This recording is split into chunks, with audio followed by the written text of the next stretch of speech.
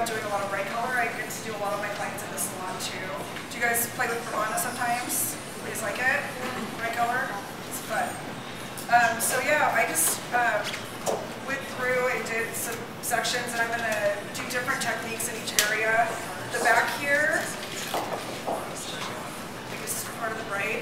I wanted to slowly change from different colors and get darker on the tips, kind of like almost like an animal tail in a way. And then I'm just going to do some different things throughout the top too, because they're kind of spread. We place little patterns. And I'm going to be using magenta, orange, red, and yellow. So kind of different mix. So what else? Oh, and then I'm going to do a little bit darker and then a red base. We're going to keep the base kind of the same because I think it's pretty. So I'm doing the 3N in the back. So RV. And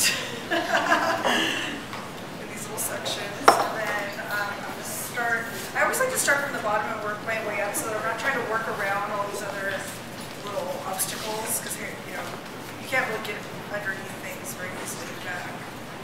So usually if I'm doing something that's going to take a long time, I'll start with a really small amount of product in case I have to remix it by the time I get up here. Or I'll start with a really low volume, especially if I'm doing a lightener and back and then move my way up. I love those tips, and that's what we all need to know more of. Like, what are the things that get in your way, or what's happened? And that might be something you think about when you watch us work, that you might think, something happened to you, and how could you keep that from happening? If you've ever had one of those questions, now is a really great time to think about asking us, because maybe we have a tip for you. Yes, I think what made me decide where to put the color, a lot of it goes with the haircut, and also, you know, a lot of times I just do kind of really random placements, so that it's just, each one's a little bit different. I like to use shapes, I like to do areas of color. I don't really do a lot of stripes of color anymore, I do more sections of color. So it's actually kind of random. I don't really, I couldn't really answer that there's a pattern, but I play with different shapes all the time. So, and I like to follow the haircut. I feel like it's the best conditioner ever too. Those like special effects and all those direct vegetable dyes. I've never had my hair feel silkier than after putting that on my hair, even at like regular conditioner. So I just think it's really good for the hair. It does something magical to it. And also I use, you know, for my clients to keep this up, I will tell them to get some and put it in their shampoo a little bit. If it's not a totally dynamic, you know, blue and pink or something that would turn into another color, I tell them to just add a little bit of that into their conditioner or shampoo at home, and they can rinse it out in the shower, and it doesn't get all over their hands as much, you know. We actually have a shampoo that Cottis makes. Have you heard of Cottis? It's a different color line. And I will squeeze Pravana into their shampoo. And it's a nice way to brighten up their like regular, more natural redheads too. But it doesn't look as bright if you want it down into a shampoo. So I'll use that on my redheads. So Heather, when you're doing your pre-lightning, when you're doing this direct dye, these primary, secondary direct dye colors in Pravana, when you do your pre-lightning, are you thinking about how much yellow you can have with whatever color it is you're using? Yeah. Do you really think about that? Yeah. Or do you just take everybody to the same place?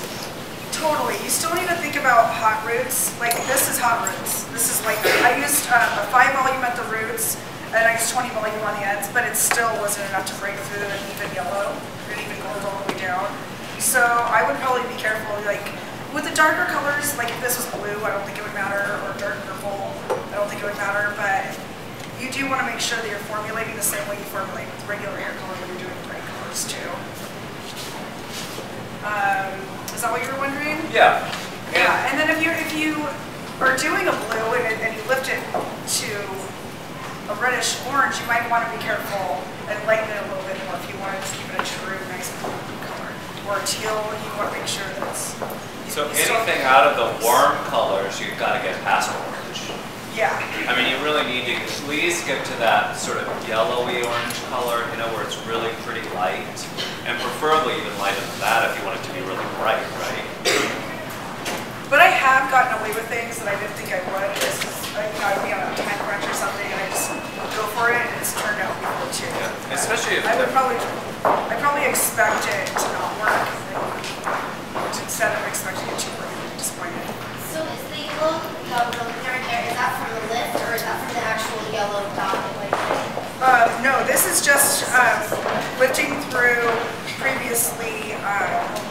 Yeah, and actually we used a different product called Magma on her at one point to lift through the red. And that's like pretty much a bleach with a direct dye in it. So it makes this really weird color because it can't get all the direct dyes out. Like once you do Magma on somebody, you can't get all the pigments out of it. So it makes it kind of weird in between. Because it's kind of actually, this is kind of really pretty.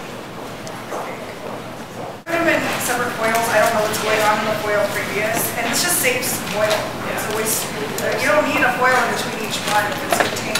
Nothing's gonna move. You know, you can just lay it right on top of itself.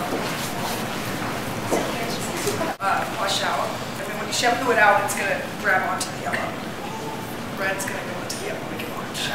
It's pretty sick. But if you were just to put yellow there and think that your hair is gonna be yellow, it's not. You have to be really careful when the colors bleed onto each other, like completely separated from each other. I actually like to run a little of my dark color into the lighter color before I start, so that it's a really noticeable transition. So you know what I'm saying by that? Like I don't need to like put foil here, be really careful, because I like a little of the dark to blend in and create like a third color in between the two.